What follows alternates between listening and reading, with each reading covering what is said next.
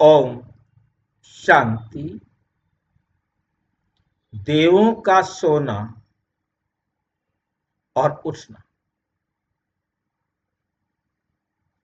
देव उठनी एकादशी का महत्व क्या है? देव सोते क्यों हैं, उठते क्यों हैं? देव उठनी एकादशी का महत्व क्या है?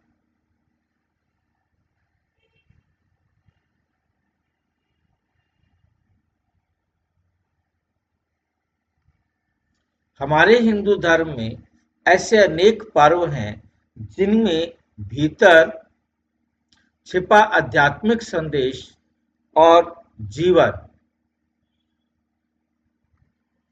पथ निरूपण का मार्ग होता है। आज हम बात करेंगे एक ऐसा पर्व जिसका नाम है देव उठनी एकादशी। प्रबोधनी एकादशी भी कहा जाता है।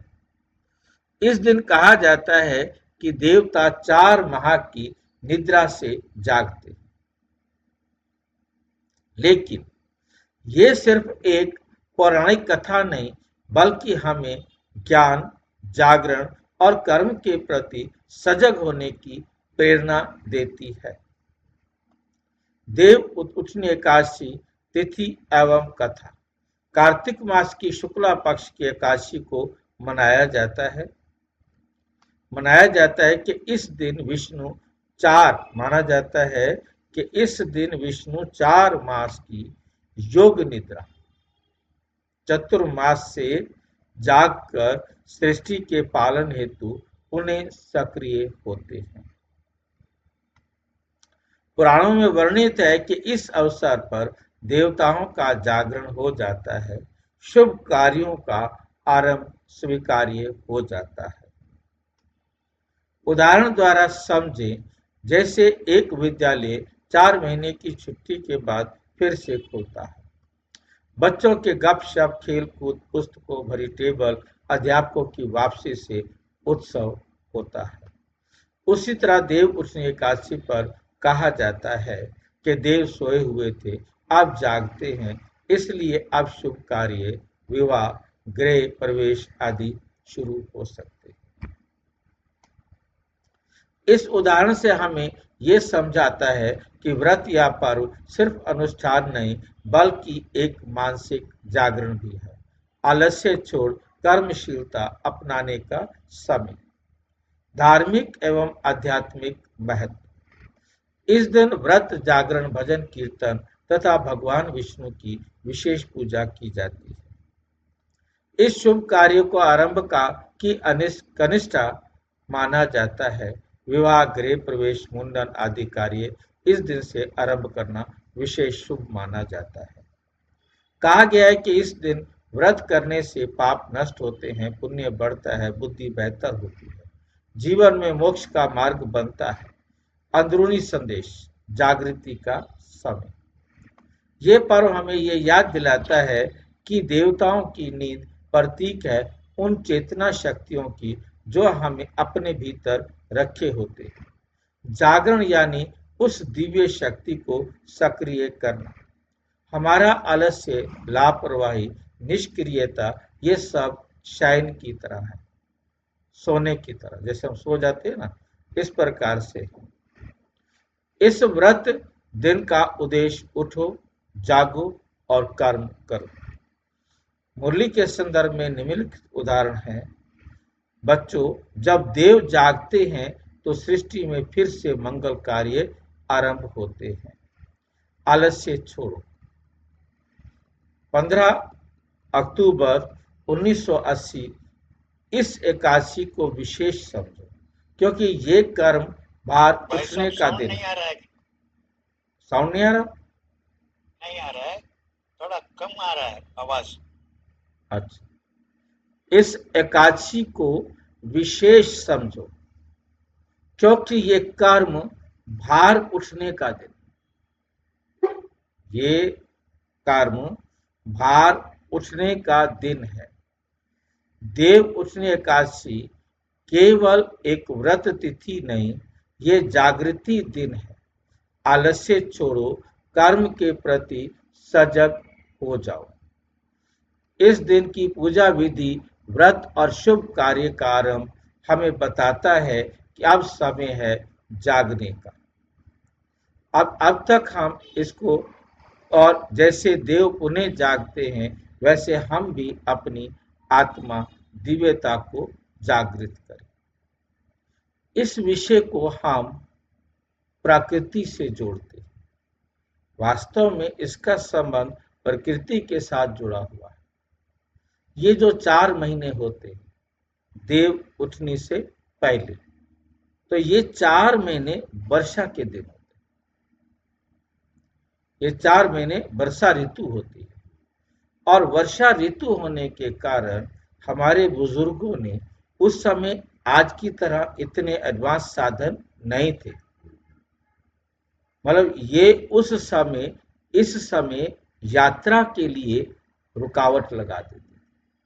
इस समय क्योंकि यात्रा करना, परिवार का आना जाना, अब कोई भी हम अनुष्ठान करेंगे, शादी करें, कोई ब्याह करे, या कोई, यहाँ तक के बौद्ध विहार के अंदर भी उस समय ये 4 महीने जैन धर्म का प्रचार करने वाले, बौद्ध धर्म का प्रचार करने वाले भी ये 4 महीने अपने मठों में ही रहते थे। ये यात्रा नहीं करते थे क्योंकि मौसम अनुकूल नहीं है। तो ऐसे समय पर एक स्थान पर रहें और ज्ञान का मंथन करें, अपनी अवस्था को और अच्छा बनाए, फिर हम इसके बाद सेवा करने के लिए जाएंगे। तो ये समय केवल इसलिए एक नियम अनुसार, जैसे बरसात का मौसम आता है, गर्मी का मौसम आता है, तो स्कूल बंद कर दिए जाते हैं।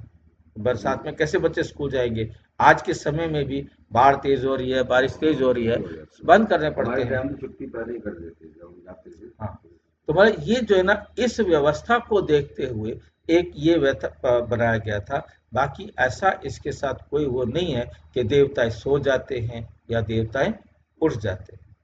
इसका है कि ये समय मतलब बाहरी कार्य करने में अनुकूल नहीं होता, इसलिए इसके ऊपर एक धार्मिक रूप दे करके इसको रोक लगाई गई थी। अब मौसम, अब बरसात आने के चांस खत्म हो गए हैं। अब जो है ना, आप क्या करें, जिसमें अभी न्यूज़ पढ़ रहा था, न्यूज़ आ रही थी, तो उसमें था कि अब बेमौसम की भी बरसात हो सकती है। परंतु बात यह है कि क्योंकि मौसम नहीं है ना, तो बेमौसम की भी बरसात हो सकती है। तो कहने का मतलब कि अब ये मौसम बरसात का खत्म हो गया। तो अब जो है ना, कोई भी शादियां करनी है, परिवार का आना जाना है, धार्मिक अनुष्ठान करने हैं, इजीली हो सकता है। इसका मकसद सिर्फ इसके साथ था। बाकी देवताएं सोना या देवताओं के उठने का, 4 महीने योग निद्रा में सोए रहने का कोई मतलब नहीं था। केवल उन्होंने इस प्रकार से दिया।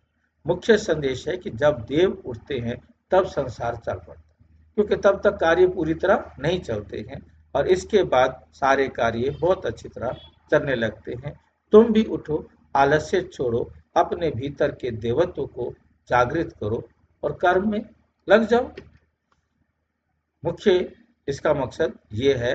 बाकी उसको भक्ति से या धर्म से उसे जोड़ दिया गया है।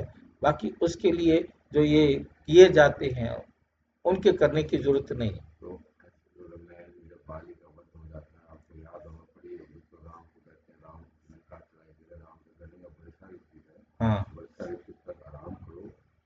हाँ, उसके वर्षा बाद ऋतु की बात सुग्रीव रामायण में भी ये जिक्र। सुग्रीव भूल जाता है, फिर हाँ, लक्ष्मण गुस्से में उनको उल्ट सुल्ट बोलता है, फिर वो आता है। इसमें भी यही बात आपको याद होगी, ये राधे श्याम की रामायण में तो है। बिल्कुल बिल्कुल। मैं रामलीला क्योंकि देखकर हाँ, तो 4 महीने जो है उन्होंने कहा कि बाद में शुरू करेंगे, और उसके बाद जो है ना, और ये मेन मकसद था। मतलब 4 महीने हम कोई भी कार्य नहीं कर सकते, तो मौसम को देखते हुए बहुत कुछ देखना पड़ता है। तो इसी प्रकार से इंदिरा गांधी के टाइम पे भी जो हमारे जनरल थे, उसको कहा गया था, उसने कहा नहीं, मौसम अनुकूल नहीं है, मैं इस समय पाकिस्तान पर युद्ध नहीं करूँगा। चाहे उसके बाद इंदिरा गांधी ने उसको कितना भी टॉर्चर किया, और उसने युद्ध नहीं किया। बोले नहीं, मौसम ठीक नहीं है, मौसम के अनुसार ही सब कुछ होता है ना। उन्होंने देखना है कि हमारी सेना कहाँ जा सकती है, क्या कर सकती है। अच्छा, इस बात को ये ध्यान रख करके ही समझना है। बाकी इसका कोई ऐसा विशेष वो नहीं है कि देवता सो जाए या जाग। अच्छा, ओम शांति। और विस्तार से जानने के लिए प्रजापिता ब्रह्मा कुमारी ईश्वरीय विश्वविद्यालय के किसी भी सेवा केंद्र पर संपर्क करें। और यदि कोई प्रश्न है तो 9213106986 पर RTI करें या टेलीग्राम करें। 9650692270 पर केवल व्हाट्सएप करें, फोन नहीं। ओम शांति।